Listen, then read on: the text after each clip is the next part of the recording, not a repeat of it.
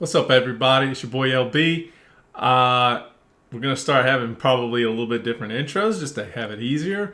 There's gonna be probably I don't know why I'm wanting to do anything YouTube channel wise, but hey, maybe you guys influenced me. Maybe it was the process itself unfolding, but just looking to try to improve the overall experience you're having and the overall display and what I'm having. But gosh, here's why I struggle with providing better content.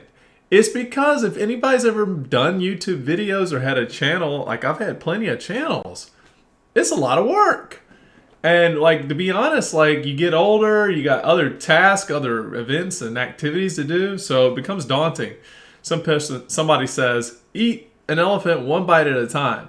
And so how could you make this big animal much more digestible? Not doing what I'm doing, which is day to day posting every single day. But the reason why I'm able to even post every day is because I don't make the processes in between so cumbersome or difficult to do.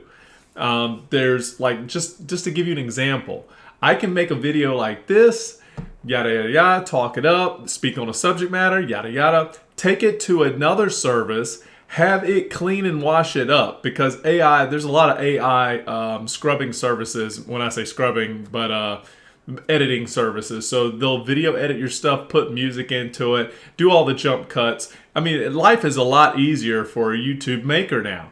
But we are suffering from instant gratification.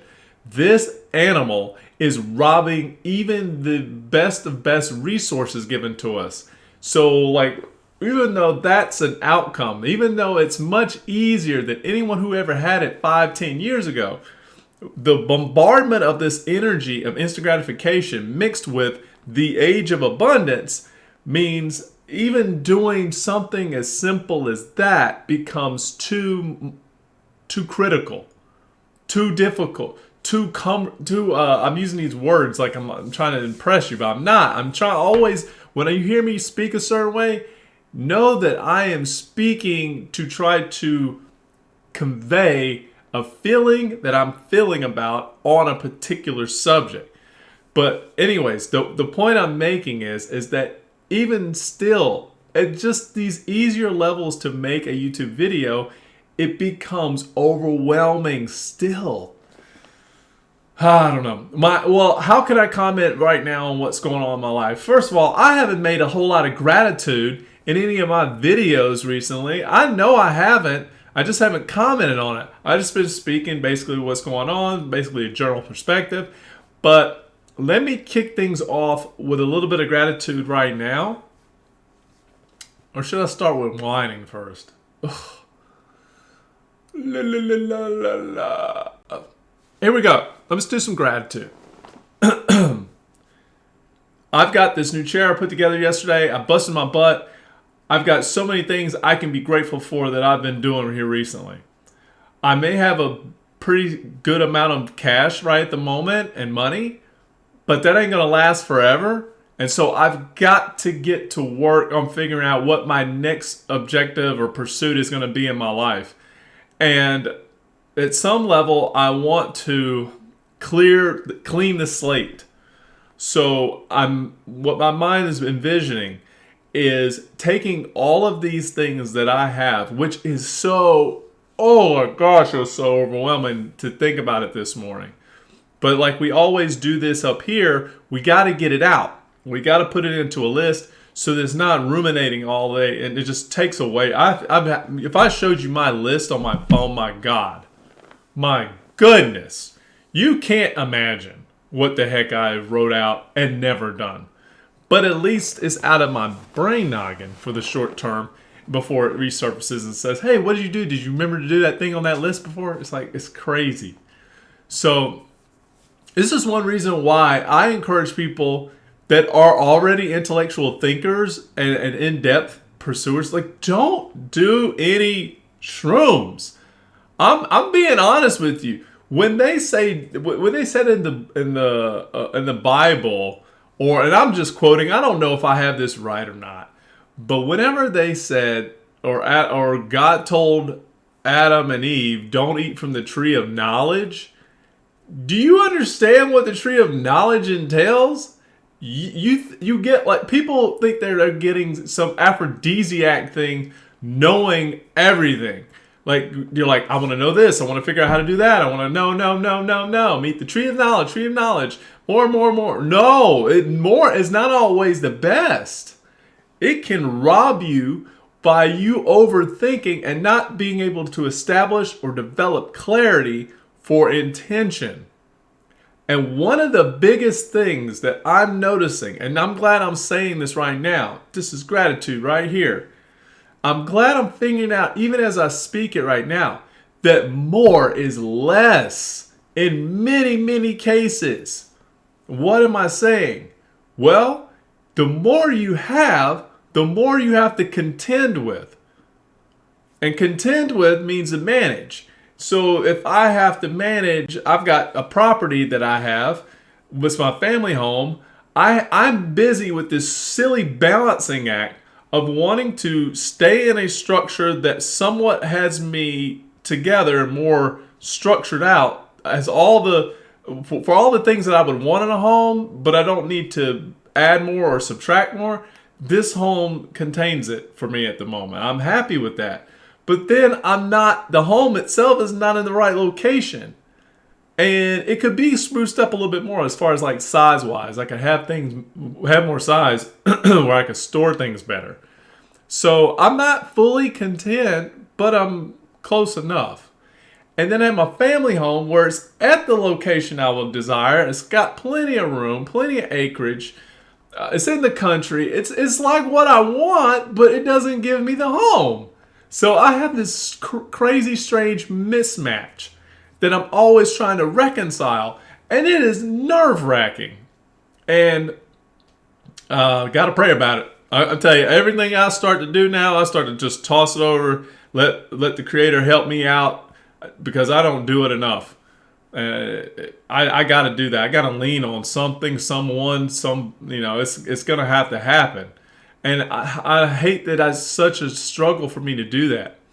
But I'm working on it. I'm trying. I'm really trying, or at least ways I want to believe I am. It's hard to go against who your core of what you think you are. But when you do that, you go against the core, it actually benefits you and you feel better in some ways. And it's a process of growth to step outside the comfort zone. That's how I've always experienced life. I'd be a fool to say different. So I've got this balancing act. And somebody else was saying, well, it's fortunate enough for you to have that problem. I have a problem where I have no home. Good for you. You got two that you can try to figure it out. This is why I get into this whole thing with, as you grab more, you sometimes have less. But what about the person that doesn't have any? They may lack just the structure, the building or whatever, but what they may lack in one area, they have gained in other, meaning that they can travel, hopefully can go to place, different locations. Maybe there's a little bit of I'm sure there's a struggle there on the street side of things, all this kind of stuff. But is their health good? Can they maintain like that? How long can they maintain like that? I say that because here I am. I have what I have. I have quite a bit. And I start to be concerned about my health most of the time now. So what's the difference? I don't have to be in uncomfortable circumstances and situations like that. That's the difference. In the one that I'm in, I'm more comfortable. However, I have a backpack of stress that is still pulling that down. And we all wonder why this all happens. I think that is I'm completely could be projecting this out here. But it is, I feel, the balancing of us not balancing one another's circumstances. I mean, I had the people that stayed at my home maintain my home and the grounds for a time. I didn't have to do that. And I got paid. So, got to be thankful for that. Got to be grateful. I can turn this back over and rent it out and probably get more. So, in the short term, while my brain is rattled, while I'm trying to process, while I'm having to figure out all the things I've got to get together and prep and all this stuff, and my health, all my kid too, and all these things. There's quite a bit I'm juggling mentally.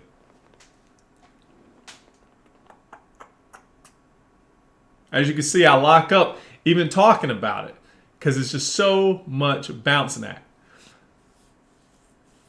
The lady I'm talking to, she just lost her job. She had another health concern. They hit her right after that. Now, thankfully, she's well off. Like I think I mentioned this before on the other video, but she's I think her father-in-law is like a millionaire, so they got money. It's not like she could be struggling, but she's not. She doesn't take it that way. Just because people have backup and lifelines, they don't always rely on them. They may not want to involve those party members into their life for reasons of control. So what ends up happening is they will still put themselves under the same burden as somebody who has the exact same situation, but has even less. And she's one of those candidates. She likes to feel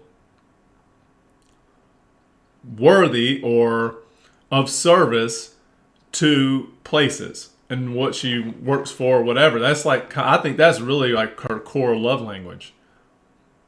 And it was random layoffs. She didn't do anything wrong. It was just the way the business is restructuring. This is why I don't have a lot of reliability in working for other companies or businesses. They do not care. If the business cared like it really does for people, it wouldn't lay them off in that sense. But what the business cares for is the bottom line, is the net. And if it begins to restructure to better benefit its position, well, guess what? You, as an employee of that place, are expendable because you're not looked at as a human being. You're looked at as a number, or you're looked at as a machine to help keep, or subassembly to help keep the whole machine functioning well. They find a better way. That's what they do. So I don't know how I feel about employment and self-employment and indentured servitude. I've always talked about we've been indentured slaves to one another for too long. And it's time for AI to take the center stage and help us out. I think that's the way forward. But how nice would it be if there were companies that received lots of money and paid lots of money in proportion to their people and would never change it just because they wanted people to be able to sustain. They just wanted to be able to provide. How can I argue with that? The person wanting to be of service to somebody else, and that somebody else rewarding them for that contribution. I don't know how I can argue with that. And I know I've kind of rambled on. I ramble in my videos. If you haven't noticed, I'll do that from time to time. My brain works like this. All the time, most of the time. And I'm actually more sleepy this morning. I went to bed around 2. I was trying to figure out, why am I so tired? 2. That's why. I sat up there watching shows in my bed, my 90210. And I just can't sleep. I was like, and then I don't think I was thinking about anything, but whatever. I've got such a task list in front of me, and I got to figure out how to complete it. And what I did was, most of the things that I try to challenge, or I get challenged to do or take care of, I take the information and put it into ChatGPT. And I just because I got a talk to prompt service kind of thing. So I'll just start talking out, here's the things I need to take care of. I want to take care of this, I want to take care of that, blah, blah, blah, blah, blah. And then I'll say, make all that information I just said into a list. You don't have to have it perfect. ChatGPT will get that together and put it together in a list that's nice and clean for you to understand. So that's all I do. And then I say, okay, well, can I get ChatGPT to restructure? I was like, so I'll get it to organize. I'll say, organize this in a way that I can understand it better, or that I can do this process quicker or easy, or whatever it is that you want to come up with. And ChatGPT will do it accordingly. It will put it into sections. And actually, it does for me. Steps 1, do this, blah, blah, blah, blah, blah. Step 2, do this, blah, blah, blah, blah, blah.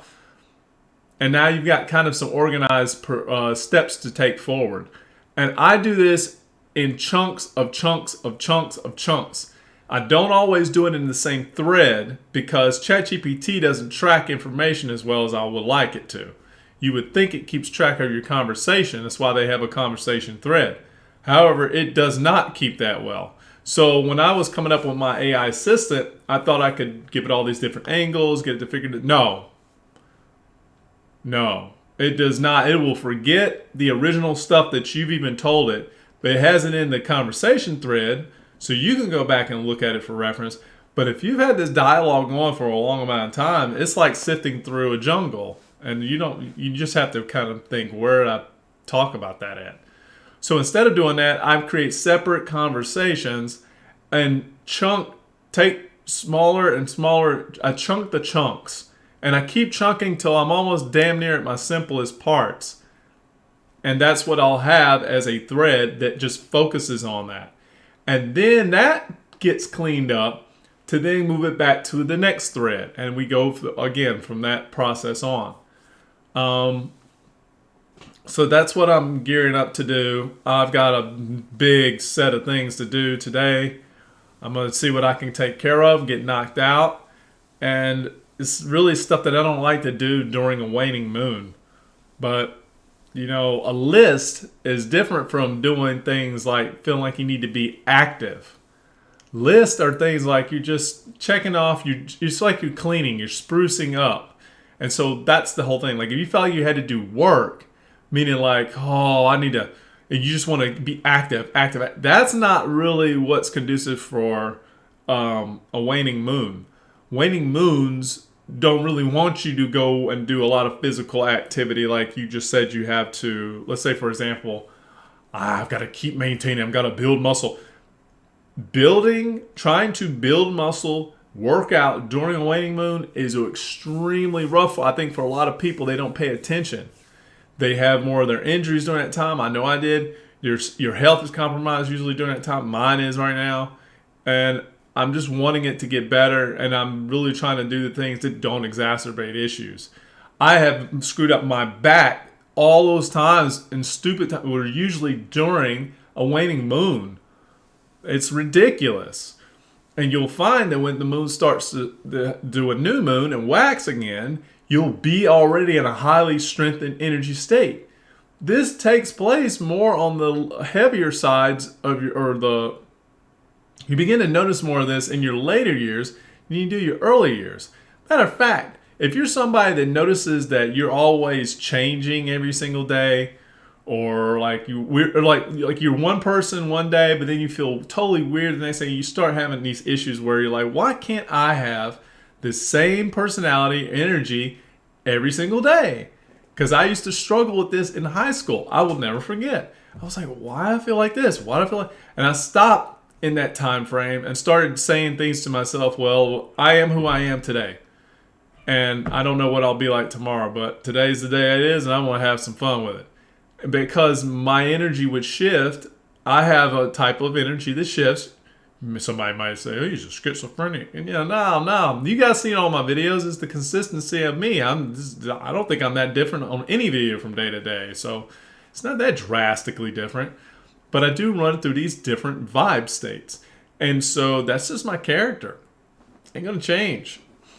And, I got so much I can talk about today, I guess.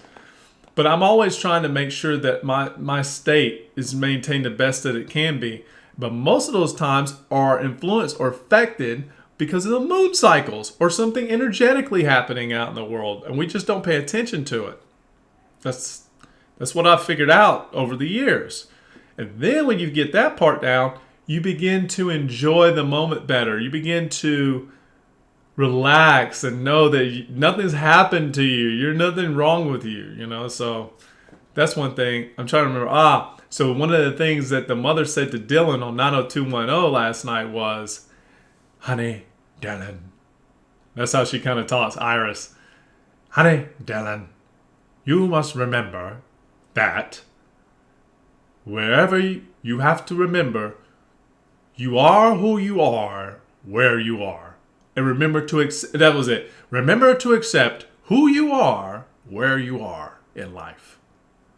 That's a powerful quote. There's a lot of great little messages in there that are tucked away, or little stories, but you kind of have to be aware, awakened when it happens, because 90210, let's be honest, you kind of gloss over it. You kind of go, do. Oh, every little classic problems and issues get mopped up and wait. But there are little nuggets and cool coins that are in there. And that's one of them. Remember to accept who you are, where you are in life. You are right here at this point. Don't stress about it. Don't feel bad about whatever you think you wish you could have done in the past to get you to a different place of where you are right now. Don't worry about that. You are who you are right now. Accept that person. And then where you are in life. And then if you want to do other things from that place, totally fine. Totally fine. You may be pissed off that you got more of a handicap now than you did when you were younger. But you're living in the past when you make those references. So instead of doing that, keep that level of consumption to your eyes and your awareness, to accept who you are, where you are. And let that be a joy. That's a gratitude moment right there. To be happy that you can smile, and be happy that you can look around and you got functionality and you're like, okay, what can I do? And okay, let me not stress about the now and what I need to do for the future. Okay, let me just see what I can do right now. I can get this out of the way, cool. And then I can focus on things later in the future. I'll get there. I'm doing right now. That's what I want to do right now. Let me get together. Let me start doing. And I think that's what I want to do going forward. I'm trying to. It's not easy. I don't always practice what I preach. But what I preach is pretty good sometimes. What else was it that I wanted to talk about? Because I could just run off, just start talking about random stuff today. Supposed to be meeting the lady later. She just seemed like she got a little perturbed last night through text. I don't know, could be misreading, but she was short. She asked me, so I told her. I think she asked me like, how was my evening? What did I do? And I gave her like a laundry list of things. I was like, I did this, and now I'm about to eat some food, and I'm sleepy. And all she wrote back was, I don't think she wrote back anything. It was almost like she could care less. So I'm supposed to go out with her later this evening. See how that goes. I've been wrong before with my assumptions. One thing I did notice in the past that I was trying to encourage people to do, and I don't know if I mentioned this on videos, but I'm starting to recognize this, and I hope I make a video about it. People that are introspection, okay? They're introverted. They're turned on the inside. And they go for all their understanding and insight and intuitions and all that cute shit that the world tells people that they need to turn inward. If you are already an inward person, I do not encourage you to go inward. Now you won't hear gurus talk that way. They'll tell you, listen to that inner voice. Do what's telling. All these inside, again, absolute polarities scare the shit out of me. I am the reason why, because I prescribe to a lot of them. Because it just, it fit the narrative of what I was. So it makes sense. It must be the truth. All in. You can't put all your chips in some of these philosophies. But here's what I'm going to say. You can work against the potentiality of what you've learned. So, and this is with anything, but if you are an inward person, I want you to go outward. That means instead of staying in your world and your brain, your thoughts and all of these whatevers, you actually need to be out more. You need to go out, meet more people, walk in more parks, whatever it is, but find a way to tap into the external instead of so much of your internal. I struggle with internal worlds. So to balance that, I need to get involved with more external experiences. This is why I'm going to be getting involved here soon to go do work at the other house. All the stuff I have listed, I will begin engaging in the environment, the external environment. Most of the time, I'm engaging in the internal. I may do things here in the space, but they're all, most of my context is vibrating here. And that requires, when you're more external, you're less thinking. And I think that's something therapeutic that people could use in their lives. Just a potentiality difference. And those that are external, they don't think at all. Those are the people that these videos are for. They're the ones that are too busy going out every night, going out town, living in the life, buying all the clothes, shopping, trying to look cool. Every single thing external. They are the ones that benefit from retreating from that and getting into their inner parts and getting to their inner child and learning better what's going on there. That's the ones I think really benefit from that. But that's just not for everybody. My ex is an externally driven individual. She's not internal, but she's learned to tap into her internals more and more. Like, she's drunk all the internal Kool-Aid. Here's the fucked up part. When you have somebody that has been on the one side and is now drinking, got all the juice that everybody tells people to do, and she's drunk all the internal, they come back to profess to the masses where they need to go because that's what helped them. And the problem is that it won't help everyone. It doesn't help people like me. Oh, you mean to tell me I need to meditate even more than what I'm doing? Or you mean to tell me I need to be more quiet than what I'm already doing? You mean to tell me I don't need to go out more than what I'm not already going and doing? Like, I could do that all day. So it doesn't help. Okay, fast forward, a different thing. Now my idea is to start doing, I told you I had some other stuff to talk about. Sorry, if you're listening this far in the video, bravo, I'm glad you're hearing me. I highly doubt you will look at all of this. If you did, great. There's nuggets. So the thing I'm starting to think about investing in, which is a business, I would love to have something, and if I can figure out how to carve it out, and I think I can, I just have to rough draft it a lot in my head, but I'm also going to try to find another person that I can put my money with and go into this venture. I have somebody that's already interested, but I don't know, and it's a risk because I don't know how this person functions. I don't know who they are, but might be a big risk, big reward. But I'd love to partner with somebody that might actually want to do exactly what I want to do. We just don't know what we're going to achieve. What's our moral fight? What's our fiber for partnerships and work? So the idea is to start doing some laundromat stuff. I always think that that's a great business model. You got your washers that, they may break or what have you, but everything is self-contained to that washer or dryer. And all we need to do is develop the concept of a laundromat and make it a real cool experience. Imagine if you had a washer or dryer at home. But it was so compelling for you to want to go to a laundromat just for the experience.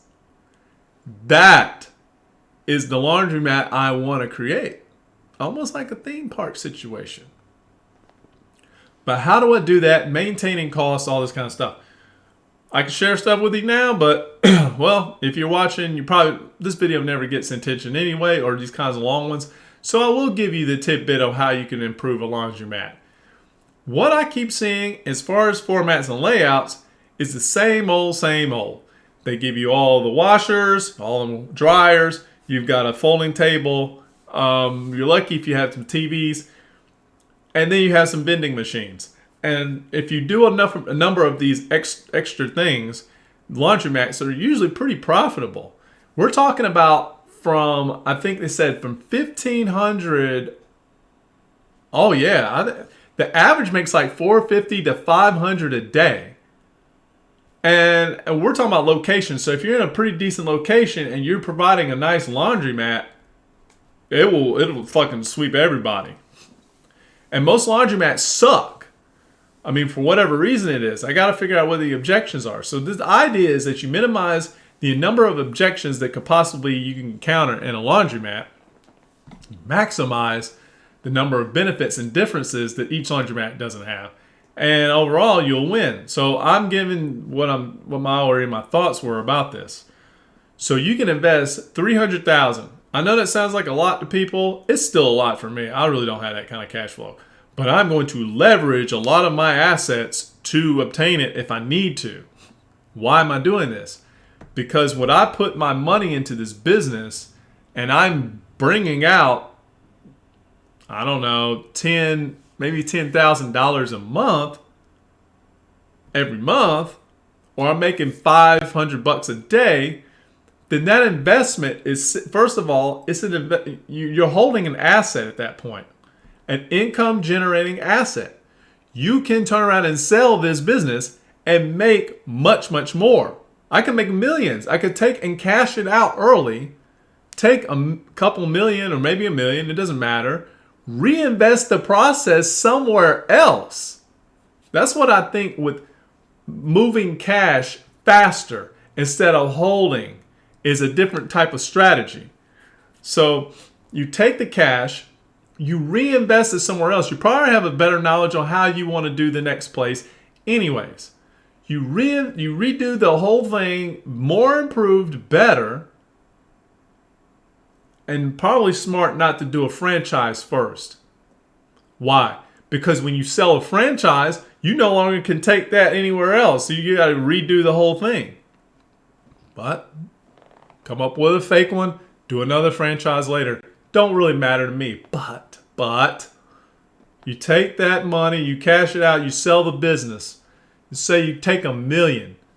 You now have the money you invested back and then some for the people that are investing in the future. Maybe it's not even $1 million. Maybe they give you 600. Whatever it is, you want whatever somebody's going to be paying you. You want it to be hopefully the same or double than what you invested. Now, why am I saying that? Because then now you can take and pay for one of those things. You can revamp and restart the whole thing over again. There's risk in that. Okay. Take the excess funds and make another one somewhere else the same way, and you have doubled your investment within a short time frame. Whereas if you bought and held that investment and I'm just comfortable with the income. That's all it was. You're filling back up what you put in, what you have in your reserves, and you have this excess. You have this excess of time. The time's going on. You're getting older. All things happen. Well, you could have doubled your investment and done much better. You can get other investors to do that with you. Let's say you have a working business model and you just want other investors to jump in. It's a different way of doing it. But I don't know. You have to explore what you think would work best for you. There's many, many strategies out here.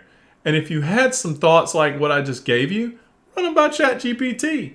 That's just an extra mind, like a better mind, that can give you advice on what you want to do. And it's great. Two heads are better than one. I brainstorm with ChatGPT a lot on stuff. But at the end of the day, I've got to get myself straight for external experiences. Guys and gals, that's enough. I got a nice long video. If you watched to the end, bravo. We're going to start making some of these videos a little bit cleaned up, a little bit more polished. Yeah, we'll see what happens. Hopefully some good stuff. You guys have a wonderful, wonderful Sunday. I'm very thankful and grateful. I had a nice solid stool. Was still having some struggles, some pains in my upper GI area, probably like my gallbladder, which is a bit concerning. I don't think I've had a good gallbladder release in a while. And if anybody knows what that looks like, it's a different kind of stool release. And so I'm a little concerned from not having one of those because they're good. They're good to have. Anyways, you guys have a wonderful day. Love you. Thank you for watching. Peace.